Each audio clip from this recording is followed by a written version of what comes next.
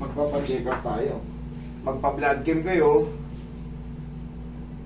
para ma-check pati yung ano nyo, kidney nyo, liver nyo, mga internal organ nyo pang iba na makaka-apekto. Kasi hindi healthy yan. Tingnan mo yung kamay mo.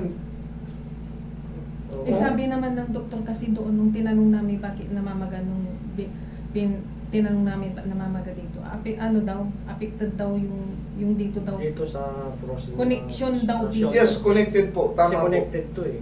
Tama po. Bakit? Yung mga blood vessel hindi makaka... Pero siyempre pag high cholesterol ka, kahit wala kang frozen shoulder, makakaramdam ka ng mga pamamanid-manid. Because of poor blood Hindi circulation. maka-circulate yung ano yung blood. Yes. Yung cholesterol humaharang sa bloodstream. Okay. Pag humarang yan sa bloodstream, tapos natulog ka ng paipit, Oo. naku po, alam nyo na Kaya kasunod. ano, hindi ko alam kung saan ko yung pwesto to eh. Hirap ako sa ano, tapos sa madaling araw, umikirot, pagka malamig. Wala kayong sakit sa puso. Wala. Pusing kasi ito, kailangan nyo magbaon ng 10 kilo na kasunod na to. Napapanood ko naman eh. Relax lang.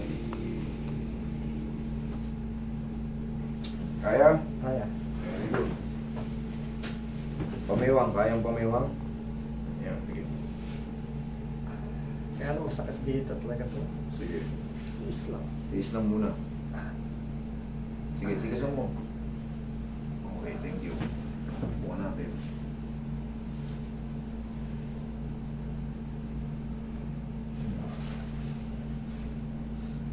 Kaya?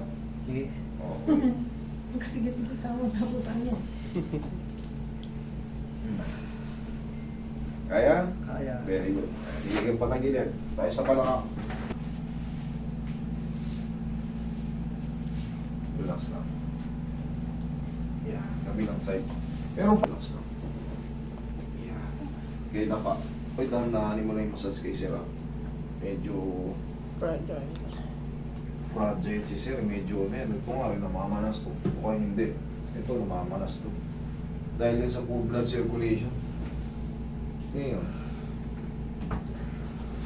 Pero ito, may tutulong ang walking dito, papawis. Pero gradually, hindi siya ano. Bossing yung ano, yung, ito kasi severe na ito. Hindi na natutupi yung mga daliri ni Sir, oh. Ayan, oh. Sobrang baga. Hindi na natutupi, iba na yan. Hindi yan ordinaryong frozen shoulder. Kasi ang frozen shoulder, masakit ang shoulder nila, pero yung mga daliri nila, kahit pa paano, hindi affected.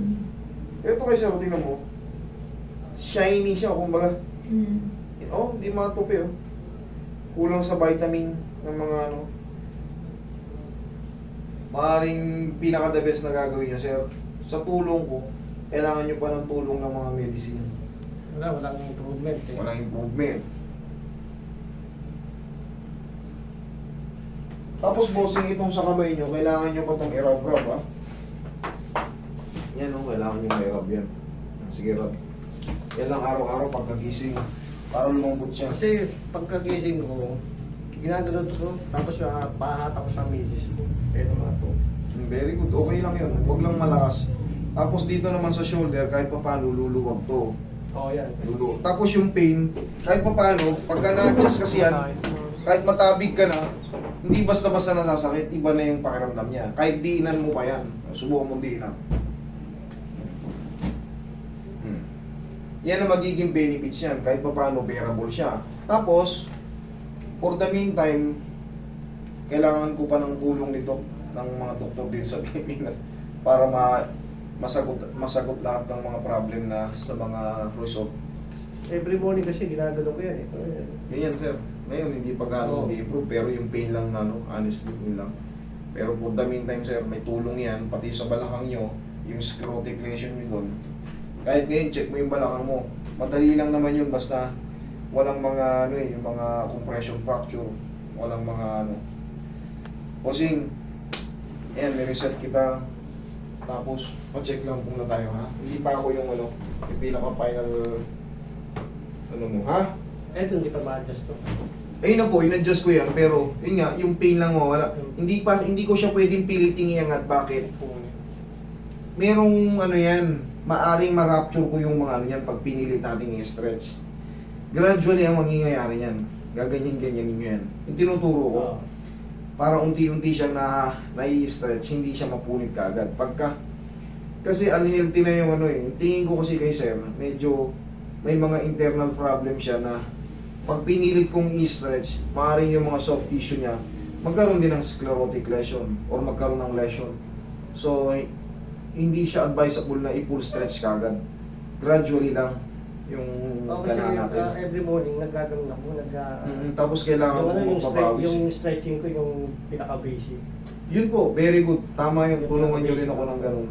Kaya yung bossing, ang gagawin natin, magpa-check up muna tayo para ma-address din yung iba pang mga problem. Kasi hindi na to normal oh. Hindi yan normal, tingnan mo parang langgunisang ano. Hindi Bagong siya gawa. yung... Hindi yan carpal tunnel syndrome. Poor blood circulation po ang nangyayari sa Tapos inyo. ang sabi niya is